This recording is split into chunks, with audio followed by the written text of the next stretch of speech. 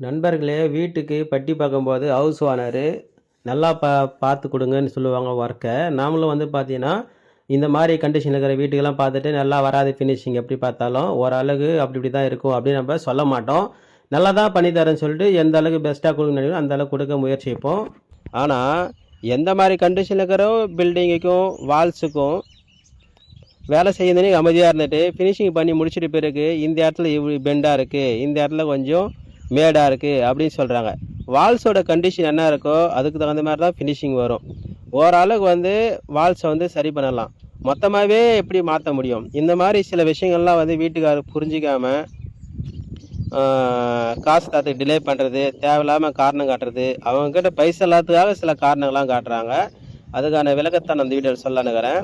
இப்போ இந்த வீடு பாருங்கள், கிட்டத்தட்ட டைல்ஸ் போட்ட தரையிலேருந்து ஒரு 3 அடி உயரத்துக்கு பெயிண்ட் மட்டும் இல்லை, சிமெண்ட்டே வந்து பார்த்தோன்னா அப்படியே உப்பி உறிஞ்சி வருது. இதெல்லாமே நம்ம தட்டி எடுத்துகிட்டு க்ளீனாக செதுக்கி எடுத்துகிட்டு நம்ம என்ன செய்யணும் பார்த்தோன்னா, ஒரு கோடு வந்து டேம் ஷீட் ப்ரைமர், சில இடத்துல 2 கோட்டும் கூட வந்து பார்த்தோன்னா இந்த பள்ளமாகிற இடத்துல டேமேஜ் ஆகிற இடத்துல வந்து பாரு 2 கோட்டிங் வந்து கொடுக்குறோம். ஓகேங்களா? கொடுத்த பிறகு நல்லா காஞ்சிட்ட பிறகு ஃபஸ்ட்டு நம்ம இங்கே எங்கெல்லாம் தட்டி எடுத்தோமோ இந்த மாதிரி பள்ளமாக இருக்கோ அதுக்கு வந்து ஃபஸ்ட்டு ஒரு கோடு வந்து பட்டி பார்க்குறோம். மீண்டும் அந்த பள்ளமாக்கிற இடம் வந்து பூச்சி வேலைக்கு சமமாக வரலன்னா இன்னொரு முறை கூட பட்டி பார்க்குறோம். சரிங்களா? 2 கோடு பட்டி பார்க்குறோம் அந்த இடத்துல. அதுக்கு அடுத்து வால்ஸில் டோட்டலாகவே க்ளீன் பண்ணிவிட்டு இந்த மாதிரி ப்ரைமர் போட்டோம் இல்லையா, இந்த இடத்துல பாரு 2 கோட்டிங் வந்து பட்டி பார்க்குறோம். அந்த மாதிரி பார்த்த பிறகும் நம்ம தேய்ச்சி ப்ரைமர்லாம் போட்ட பிறகு இந்த மாதிரி பள்ளமாக இருக்கிறதுலாம் வந்து பார்த்தோன்னா லெவலாக வந்துடும். அதேமாரி செவுத்தில் கொஞ்சம் அலையாக இருக்கிறது எல்லாமே ஃபினிஷிங் நல்லா வந்துடும். ஆனால் வீடு வந்து ஏற்கனவே பூச்சிக்கும் இவங்க ஆல்ட்ரேஷன் பண்ணும்போது பூசின பூச்சிக்கும் நிறைய வித்தியாசம் இருக்கும். ஏற்கனவே பூச்சி பண்ணது வந்து பார்த்தோன்னா பூசு வேலை பண்ணது ஒரு லெவலாகவும், புதுசாக பூசுனது வந்து பார்த்தோன்னா அதை விட கொஞ்சம் மேடாகவும் பூசியிருப்பாங்க. இதெல்லாம் வந்து எந்த அளவுக்கு வந்து லெவல் பண்ண முடியும் அந்த தான் லெவல் பண்ண முடியும். அப்படி பண்ண பிறகு வந்து பார்த்தோன்னா எப்படி இருந்தாலும் வந்து பார்த்தோன்னா வளைவாக தெரியும், பெண்டாக தெரியும். அது வால்ஸில் தெரியுதோ இல்லையோ சீலிங்கில் க்ளீனாக தெரியும். சீலிங் எல்லாம் வந்து அதிகமான மேடு பள்ளங்களாக இருந்துச்சுன்னா வளைவாக இருந்தால் நம்ம அதை என்ன தான் ஃபினிஷிங் பண்ணாலும் ஓரளவுக்கு வந்து பார்த்தா சீலிங் ஓரத்தில் ஹைட்டில் லைட் வைக்கிறதால டக்குன்னு நல்லாவே தெரியும். இதெல்லாம் வந்து நம்ம எந்த மாதிரி கண்டிஷனில் இருக்கிற வீட்டையும் எந்த அளவுக்கு இந்த மாதிரி ரிஸ்க் எடுத்து வேலை பண்ண பிறகு காசு கேட்டால் அவங்க ஆரம்பத்திலே கேட்கும்போது கொஞ்சம் டிலே பண்ணி இப்போ தரோம் அப்போ தரேன் சொல்லுவாங்க. சரி, நம்ம வந்தோம் இங்கே வந்து காசுக்கெல்லாம் வெயிட் பண்ணக்கூடாது, நம்ம இரவு பகலாக பார்க்காம இந்த மாதிரி நைட்டு பகலாக குப்பையிலையும் இந்த டஸ்ட்லேயும் ஊந்து புரண்டு நம்ம சாப்பாடை கூட வந்து பார்த்தோன்னா சரியான பாதுகாக்க வைக்க முடியாது. ஒரு டீ காப்பி கூட வந்து பார்த்தோன்னா டைமுக்கு குடிக்க முடியாது. அந்த மாதிரி நம்ம டஸ்ட்டாகவும் குப்பியாகவும் இந்த மாதிரி கஷ்டப்பட்டு பிறகு வேலையை முடிச்சுட்டு நம்ம எப்படி இருந்தாலும் காசு வாங்கிக்கலாம், எப்படி இருந்தாலும் கொடுத்துருவாங்க அப்படின்னு சொல்லிட்டு நம்ம வெயிட் பண்ணிகிட்டு இருப்போம்.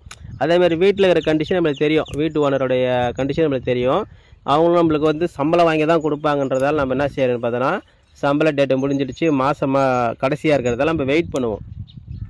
ஆனால் நம்ம அதேமாதிரி வர்ற பெயிண்டர்கள் வந்து பார்த்தோன்னா வருவாங்க, ஒரு 2 நாள் இருப்பாங்க, திடீர்னு ஒரு நல்லது கிட்ட தான் போயிடுவாங்க. ஆனால் வேலை இடத்த வந்து போக முடியுமா? முடியாது. வந்துட்டோம், வேலையை முடிச்சுட்டு தான் போகணுன்ற ஒரு கண்டிஷனோடு இருப்போம். அந்த மாதிரி இருக்கும்போது நம்ம நைட்டு பகலாக பார்த்து யாரோ ஒரு பெயிண்ட் 2 பெயிண்டர் கூட வச்சுட்டு வேலை செய்வோம். ஆனால் நம்ம ஒரு மாதிரி கஷ்டப்படும் போது நம்ம கிட்டத்தட்ட வந்து பார்த்தோன்னா இப்போ பட்டி பார்த்து தேய்ச்சி ப்ரைமர் போடுறதுக்கான ஒரு சம்பளம் வந்து பேசியிருப்போம். அந்த சம்பள ரேட்டு கூட கூலி கூட கிடைக்காது. அந்த மாதிரி நம்ம வந்து கஷ்டப்பட்டு வேலை செஞ்சுருப்போம். ஆனால் என்ன செஞ்சுருப்போம்னு பார்த்தோன்னா நம்ம நாள் கணக்கை பார்க்க மாட்டோம், நம்ம நைட்டு பகலாக வேலை செய்கிறோம். ஆனால் டே கணக்கு மாரி கணக்கு பண்ணால் நம்ம பேசின சம்பளத்தை விட எக்ஸ்ட்ரா தான் வேலை செய்கிறோம். அந்த மாதிரி கஷ்டப்பட்டுட்டு இந்த மாதிரிலாம் ஃபினிஷிங் பண்ணி வீட்டுக்காரருக்கு ஃபோட்டோலாம் அனுப்பின பிறகு பைசா கேட்டால் நம்மளுக்கு கொடுக்க வேண்டிய காசில் பாதி காசை கொடுத்துட்டு பாதி காசை அப்புறம் தரேன்னு சொல்லுவாங்க. அதுக்கப்புறம் நம்ம கேட்டுகிட்டே இருக்கும் பஸ்ஸில் கொஞ்சம் காசை போட்டுட்டு அமைதியாக இருப்பாங்க.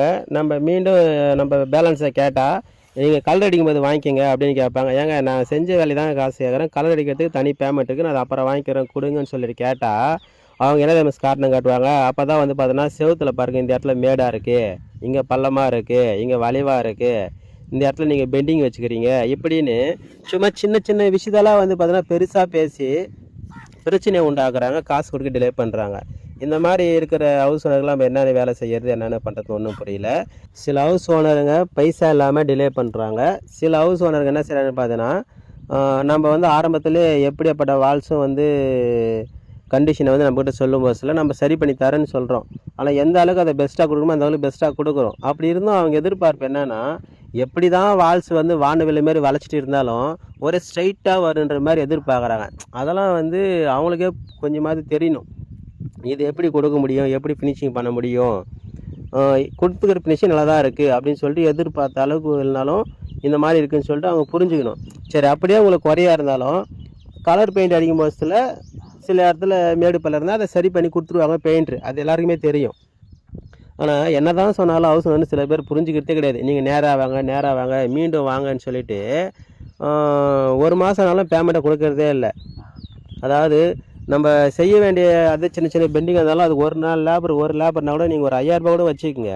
அதுக்குன்னு 10,000 20,000 பிடிச்சி வச்சுக்கிட்டு வந்தா தரேன்னா அது எந்த விதத்தில் நம்பி வர முடியும்? ஏற்கனவே நைட்டு பகலாக கஷ்டப்பட்டதுக்கான சம்பளமே வரலை. அப்படி இருக்கும்போது அடுத்த வேலை வந்து கலரு போடணும் வாங்க அப்படின்னு கூப்பிட்றது, இல்லைன்னா பேமெண்ட்டை கேட்டால் ஏதாவது குறை பதில் சொல்கிறது, இந்த மாதிரிலாம் வந்து ஹவுஸ் ஓனருக்கு எடுத்து மிகப்பெரிய தப்பு. பெயிண்ட்ரு வந்து எவனும் பெயிண்ட் வேலை இல்லாமல் இல்லை. இப்போல்லாம் வந்து பெயிண்ட்ரு வேலையில் வந்து பார்த்தோன்னா ஆள் தான் கிடைக்க மாட்டேங்கிறாங்க. வேலை வந்து நிறையவே இருக்குது. அப்படி இருக்கும்போது நீங்கள் இந்த மாதிரிலாம் காரணம் காட்டிங்கன்னா பெயிண்ட்டுங்க என்ன செய்வாங்கன்னு பார்த்தீங்கன்னா, வந்த வேலைக்கு லாபம்ட்டு போடான்னு தூக்கி போட்டு அடுத்த வேலைக்கு தான் போவாங்களா வச்சு.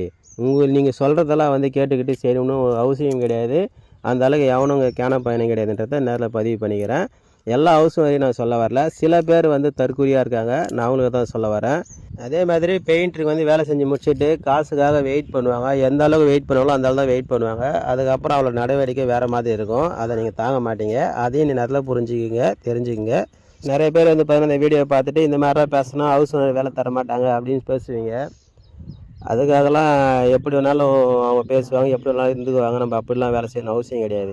நம்ம கஷ்டப்படுறோம், பணத்தை கேட்குறோம். அதுக்கான மரியாதையும் ரெஸ்பான்ஸும் கிடைக்கலனா தூக்கி தான் அவங்கள அடிக்கணுமே தவிர யாருக்கும் அடிபணிஞ்சு போகணும்னு அவசியம் கிடையாது.